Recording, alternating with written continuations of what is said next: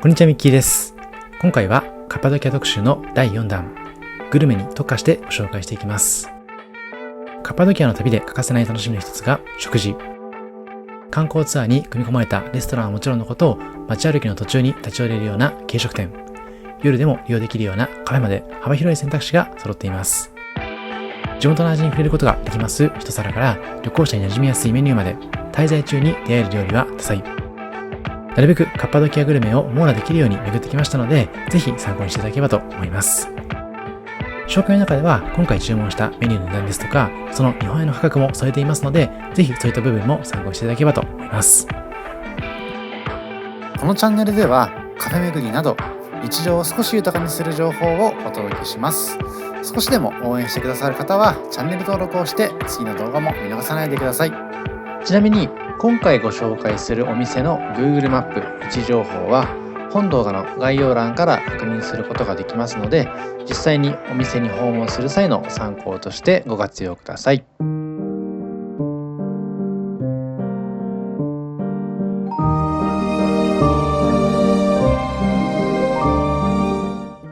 まずご紹介しますのはシェフケバップレストランカッパドキアです。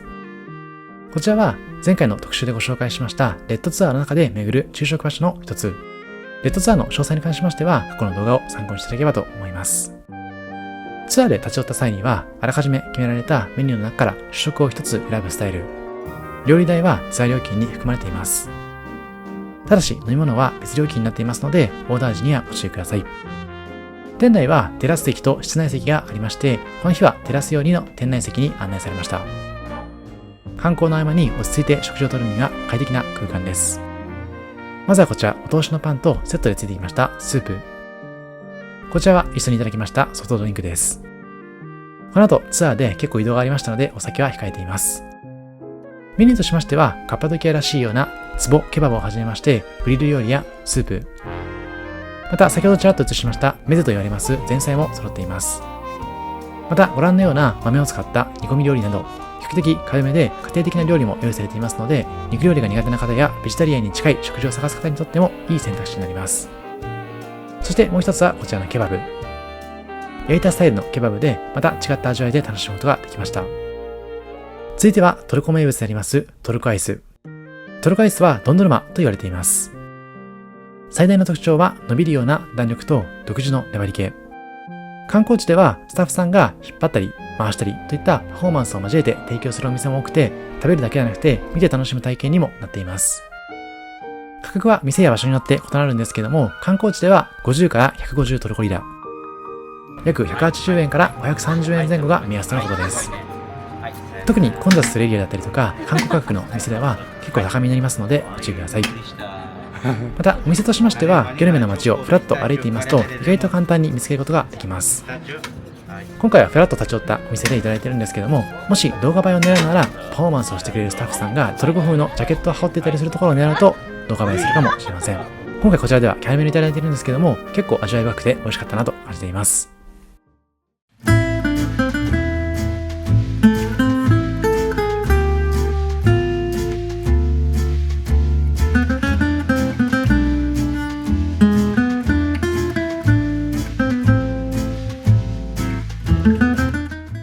続いてご紹介しますのはパンプキンレストラン。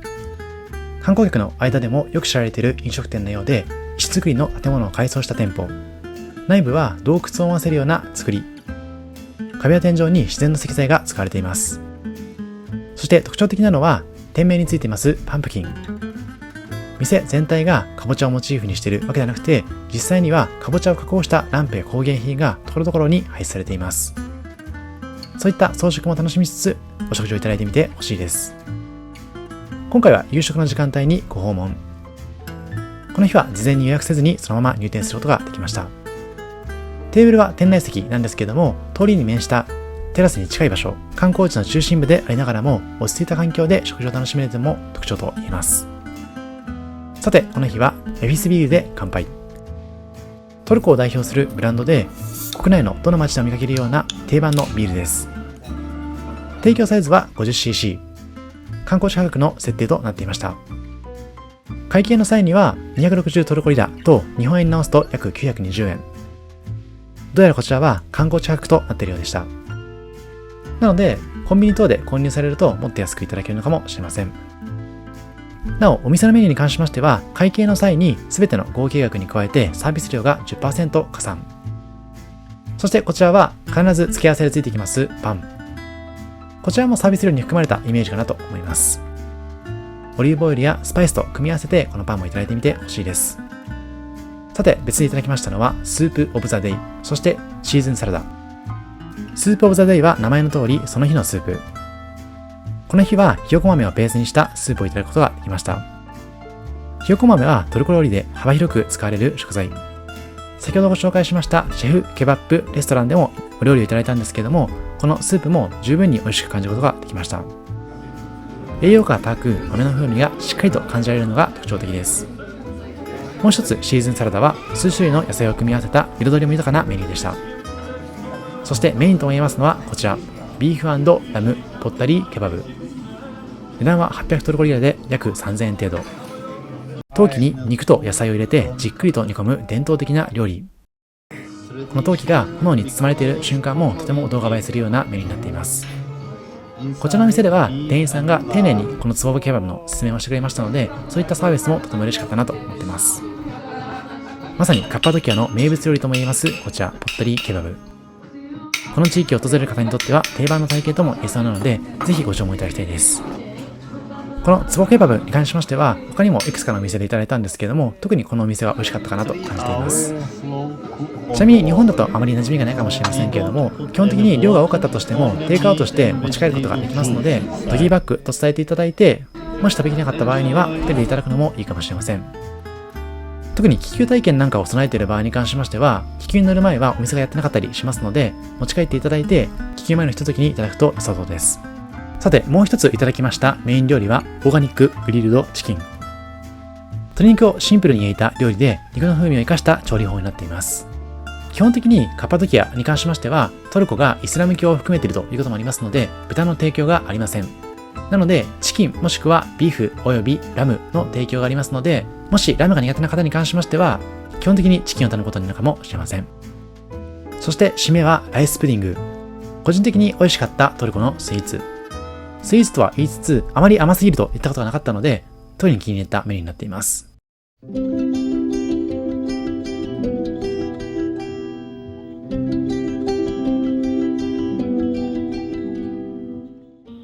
さて、続いての体験はトルココーヒー体験。ぜひトルコのカッパドキアの旅行の中で時間が少しでも空いたら参加してほしいようなアクティビティになっています。天候に左右されないのも嬉しいポイントです。今回はいつも使わせていただいていますゲットヤーガイドというツアーサイトから予約しています。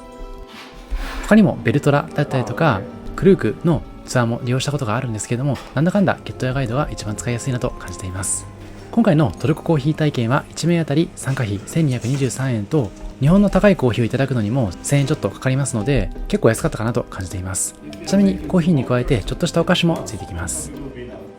参加した会場はこちらザ・オール・ケーブ・ハウス。名前の通り本物の洞窟を改装して作られた趣のあるようなホテル兼カフェです。一歩足を踏み入れますと、外の喧騒が嘘のようなひんやりと静かな空気に包まれています。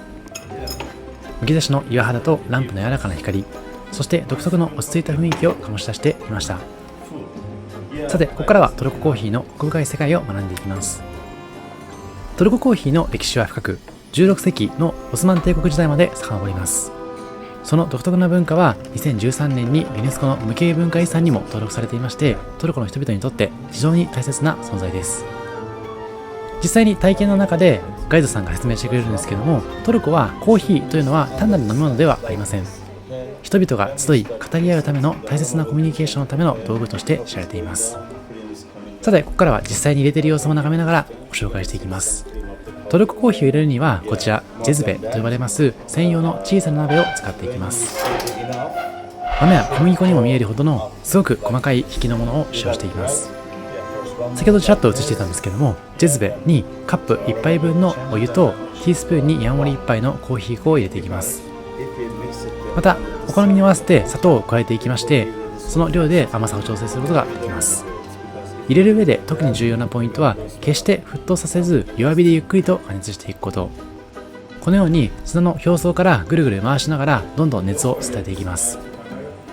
一杯のコーヒーにも40年の思い出ということわざがあるほど、一杯のコーヒーで交わされるおもてなしの会話、そしてこうやってじっくりと入れていく様子なんかも、このトルコのコーヒー文化の象徴なのかもしれません。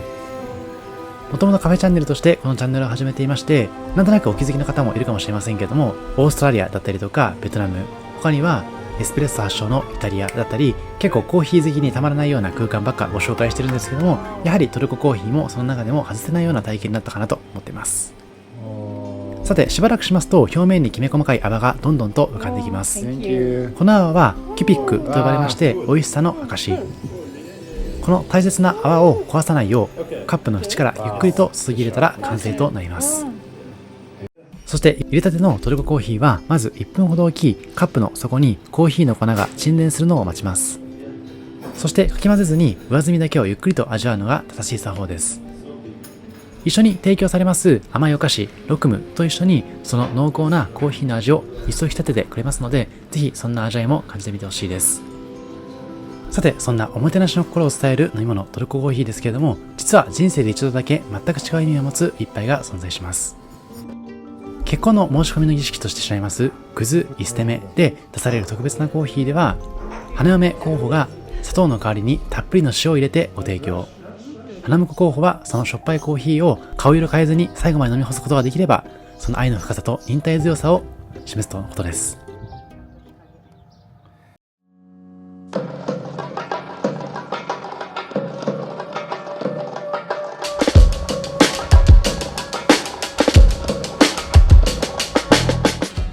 続いてはギュレメ中心部にありますレストランセレフ。観光客にとって利用しやすい立地にありまして、地元の人々にも選ばれているようなお店です。お店はとても広くて、外観は石造りの重厚感、割とモダンな見た目にもなっていました。内部は白い壁と木製の箱を組み合わせたシンプルな空間、落ち着いた雰囲気が漂っています。席は店内とテラス席の両方ありまして、この日はテラス席でいただいています。カッパドキアの中心地らしさを感じながら楽しめるような、そんな空間です。こちらランチタイムに訪れているんですけれども、サービス料として 10% も加算されていました。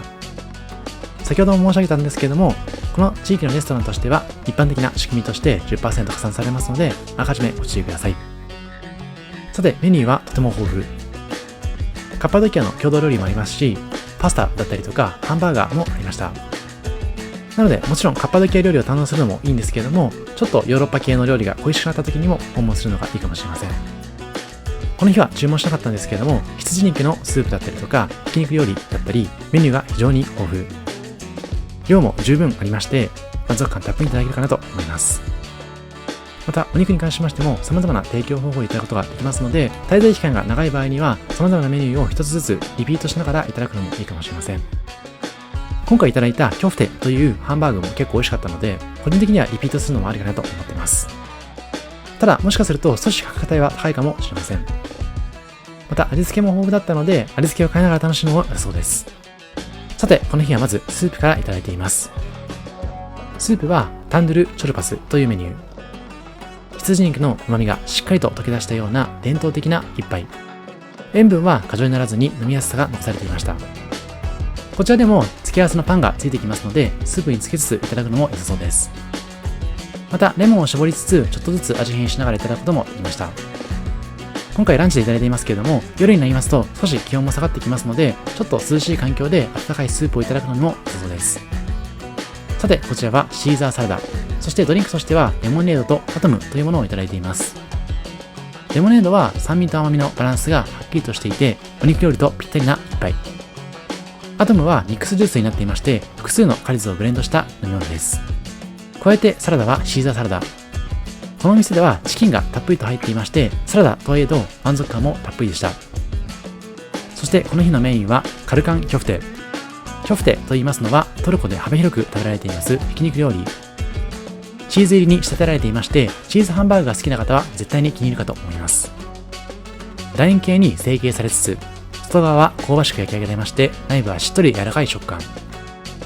肉の旨味とチーズのコクが一体感がありまして、トルコ版チーズハンバーグといった感覚で楽しむことができます。このキョフテという食べ物がとても美味しくて、帰りの飛行機ではマクドナルドのキョフテバーガーもいただいています。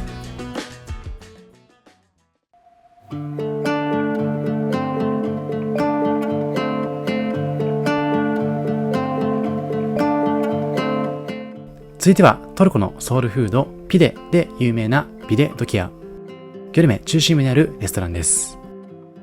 ピデ専門店として知られていまして、地元の方からも旅行者からも利用されているようなお店です。内部はカジュアルな空間で食事を気軽に楽しめるような環境です。提供される料理はもちろんトルコを代表する軽食の一つでありますピデ。薄い生地に具材を乗せて焼き上げるような料理で、見た目は船型のピザに近いような印象です。ご覧のような付け合わせを加えつついただくことができます。さて、この日にはトルコのドリンクも楽しみたいと思いまして、アイランを注文しています。アイランと言いますのは、ヨーグルトをベースにした発酵乳飲料。甘いかなと思いつつ、塩味が効いた一杯になっていました。さて、今回は2つのピデを注文。奥側はチーズピデ、手前側はミンチミートピデです。ミンチミートピデは細かく刻んだ肉を具材に用いたもの。肉の旨味と香辛料のバランスが特徴的でした。もう一つはチーズピデ。溶けたチーズが全体に広がって、個人的には結構好きな味わいでした。さて、そんなピデドキアの後にいただきましたのは、テイクアウトのコーヒー。日本だとコンビニに行けば食後のコーヒーいただけるかと思うんですけども、海外だとなかなかそういったコンビニはありません。せっかくなので美味しいコーヒーをと思いながら、このカフェでテイクアウトでいただいています。店内も結構おしゃれな空間だったので、もちろんカフェタイムとして店内でゆっくり過ごすのもいいかもしれません。営業時間は比較的遅くまで営業していましたので、夕方以降や今回のような夕食のひとときとしても利用できるところが嬉しいポイントです。メニューも非常に豊富でした。この日はアメリカーノとフラットホワイトを注文してますけれども、チャイ系のドリンクもあったり、ジュース系もあったので、いろんなドリンクを楽しめるなと思います。カップもとても可愛らしかったです。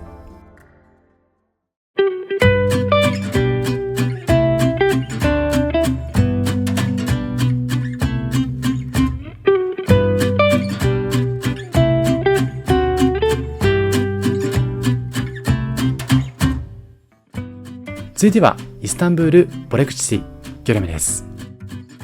こちらはギョレメの中心部にあります軽食店、カフェ利用として訪れています。地元の人々も日常的に利用する一方で、観光客にとっても立ち寄りやすい雰囲気が魅力的。店内は割とコンパクトで、テーブル席はもちろんのことソファー席もありました。さて、店内の奥に進んでいきますと、店内カウンターにはペストリーがずらり。お客さんはそちらを見ながら注文することができます。ドリンク系のメニューの提示はなかったんですけれども、席に備え付けられています QR コードを読み取っていただきますと、ドリンクメニューもありますので、そちらから注文していただくと良さそうです。ただ、モバイルオーダーというわけではなくて、そのメニューを見ながら、店員さんにその注文したいメニューを伝えるスタイルです。トルコ特有の焼き菓子もあるんですけれども、普通にケーキ等のスイーツもありました。さて、この日はドリンク2つと2つの軽食をいただいています。まずは奥側になります、こちら、チョコレート牛乳。トルコ語でメイビリサットと表記されていまして、甘い乳飲料で日本でいうとこのミロみたいな味わいでした。そして左奥にありましたのはバクラバというスイーツ。右手前はこちらボレックという焼き菓子です。焼き菓子とは言いつつ、チーズや野菜、時にひき肉などが入っていまして、味の変化を楽しむことができるような軽食。ちょっと小腹が空いた時なんかにいただけるようなそんなメニューでした。そしてこちらは定番のスイーツバクラバ。層状に重ねられた薄い生地の間にナッツを挟み、甘いシロップをたっぷりと染み込ませたお菓子です。さて、そんな軽食をいただいた後に、前回の特集でご紹介したような野外公園を訪れて、その後にはこちら、カッパドキアドネルを訪問しています。店名の通り、ドネルケバブが有名なこちらの店舗。こちらの店舗も結構新しかったようで、Google マップにはあまり情報が多くはなかったです。ただとても居心地が良くて過ごしやすかったですし、値段も結構安かったので、個人的にはお勧めできる店舗かなと思います。いろんなケバブの提供方法があるんですけども、こちらはファストフード的に手軽にいただけるところが大きな魅力。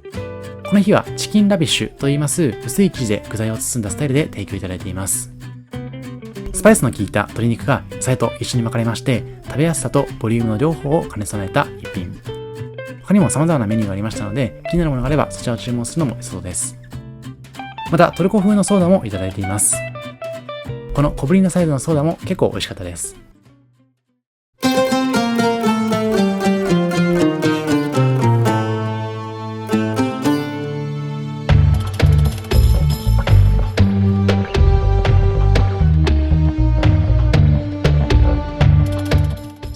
さて、最後にご紹介しますアクティビティは、アバノスレストランというところで開催されますディナーショー。カッパドキアの夜、今回の宿泊先でありますエリートケーブスイーツのフロントでスタッフの方におすすめの過ごし方を尋ねてみたところ、こちらのディナーショーはどうかというふうに提案いただきましたので参加しています。そんなエリートケーブスイーツさんには、最初の動画でご紹介したレッドツアーだったりとか、今回の動画の冒頭でご紹介した乗馬ツアーの手配もしていただきましたので、本当に滞在中よくしていただきました。普通に途中でご紹介したゲットユアガイド等のツアーもいいんですけれども、やはり日本の代理店を経由するよりも安く楽しめますので、そういった部分も嬉しかったかなと思っています。そんなエリートケーブスイーツのご紹介の様子も前回の動画でご紹介しているので、よかったらそちらも見てみてほしいです。さて、今回のツアーに関しましては、1人当たり55ユーロ、つまり9500円程度で利用することができました。予約に関しましては、エリートケーブスイーツさんの方でしていただくと、手配はすぐに完了。ホテルまでの送迎、コース料理、そしてご覧のような3時間にも及ぶショーの全てが含まれて1名55ユーロです。充実した内容になっていますので、コストパフォーマンスも比較的いいかなと思っています。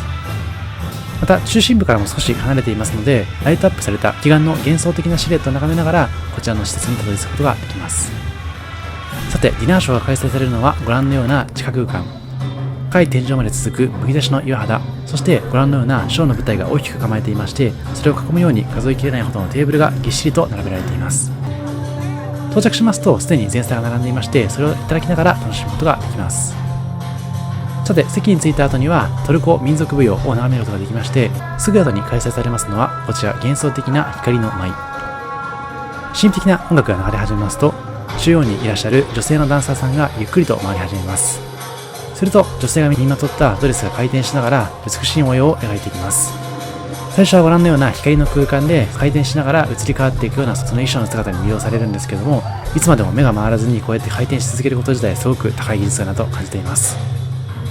また視界が遮られても回転してもバランス崩さない、そんなところもダンス等をやったことがある方にとってはその凄さを分かるかなと思います。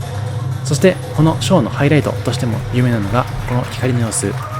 ステージが暗転しても変わらず回転し続けまして、この音楽に合わせて刻一刻と変化していくようなライトの様子も幻想的な空間になっています。ダンサーさんの驚異的なバランス感覚と体感がなければ成り立たないような非常に高度なパフォーマンス。このショーの冒頭から早速魅了されてしまいました。さて、ディナーショーということでディナーのご紹介もしていきます。席に着きますと、まるで祝祭の始まりを告げるかのように続々と料理が運ばれていきます。テーブルを彩りますのはこちらメゼと呼ばれますトルコ式の美しい前菜の数々。クリーミーなひよこ豆のペースト、フムス、香ばしい焼きナスのディップ、ヨーグルトとハーブの和え物など、どれから手をつけるか迷ってしまうほどの種類とボリュームでした。ただ結構しょっぱい系だったりとか乾燥した雰囲気の食べ物が多かったので、個人的には水分が欲しくてフルーツばかり食べてしまいました。またメインディッシュとしましては牛肉や鶏肉、魚、そしてベジタリアンメニューなどいくつかの選択肢から事前に選ぶことができます。もちろんドリンクもオーダーしながらこういったワインだったりとか様々なアルコール、そしてソフトドリンクをいただくことができます。また付け合わせとしましてはトルコの多くのレストランと同じくパンを添えていただくことができますので、ボリュームとしては間違いなくたっぷりだなと思います。今回メイン料理でいただきましたのはカッパドキア名物として知られますテスティケバブと、もう一つは焼き魚。さて、こちらテスティケバブをお皿に開けた様子。素焼きの壺ごと調理されたケバブが熱々のままテーブルに運ばれてきまして、ご自身で皿にあげるスタイル。壺の中で蒸し焼きにされた牛肉と野菜は驚くほど柔らかいです。さて、そんな美味しい食事に満足していますと、会場の照明がふっと落ち、中央のステージにスポットライトが当たります。ショーの中では太鼓が力強く打ち鳴らされまして、弦楽器が情熱的なメロディーを奏でるなど、様々なショーのスタイルを楽しむことができます。色鮮やかな民族衣装をまとった男女のダンサーさんたちがこのステージを盛り上げてくれます。男性は力強くキレのある動きを、女性は優雅に、しかし驚くほど素早いようなステップを披露しながら、一糸乱れぬフォーメーションや息の合った掛け声は見ていて圧巻です。ちなみに私は趣味でストリートダンスやってるんですけども、個人的にはめちゃくちゃ上手いというよりかはショーに特化したようなダンスかなと思いましたので、ダンスに詳しい方にとっては少し物足りないかもしれません。ただその文化を知るという意味でもすごく楽しい空間になっていますので、ぜひ体験していただければと思います。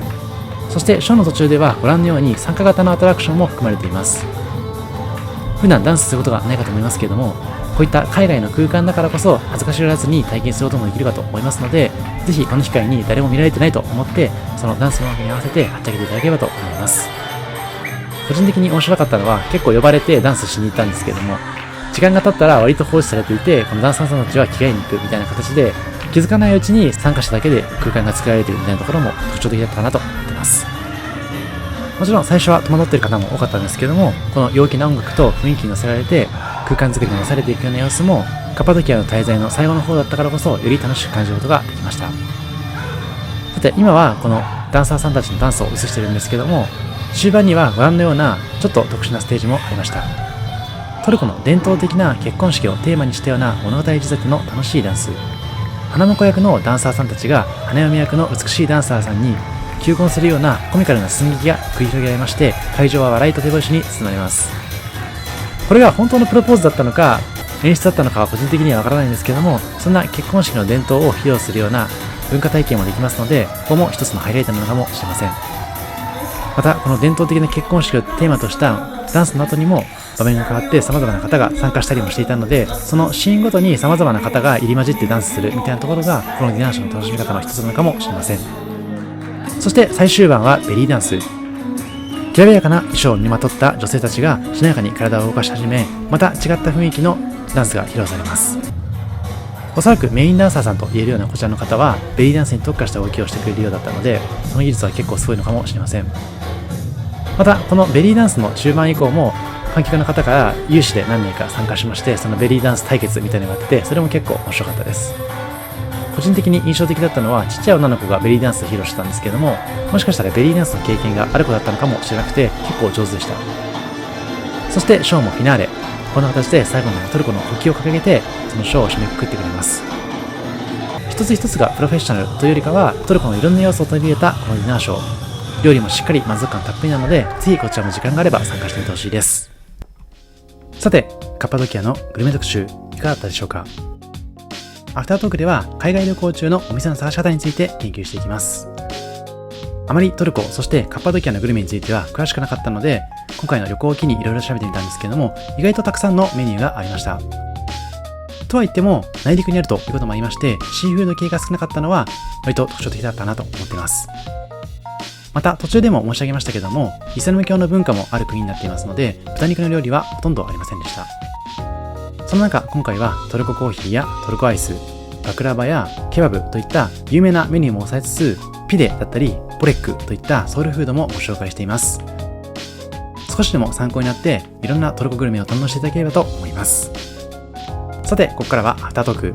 海外旅行中のお店の探し方についてです。海外旅行中は基本的に Google マップで探しています。探し方としましては、まずは旅行計画の際にその旅行中に食べたいようなその土地特有のフードだったりスイーツ、そしてドリンクをリストアップしておきます。そのリストアップした内容の中から事前の調査としては、例えばガイドブック等で有名なところを探したりとか、あとはインスタグラムで情報があればそちらを参考にリストに追加しています。とは言っても意外とそのリストが役に立つことも少なくて、海外に行きますと営業時間外だったりとか定期日だったりすることもあります。その時には Google マップでその欲しいようなグルメ情報を入力していただいて、今回で言うとピデが食べたかったのでピデと入力してお店を探したり、ボレック頼みたかったのでボレックと入力して探したりしていました。 Google マップっていうと Google の口コミ結構参考になりますので、点数が4以上のところに行くとほとんど間違いないかなと思っています。もちろんそういった経験は日本のお店選びでも生きてくるかなと思ってますので、ぜひ参考にしていただければと思います。以上ミッキーでした。ありがとうございました。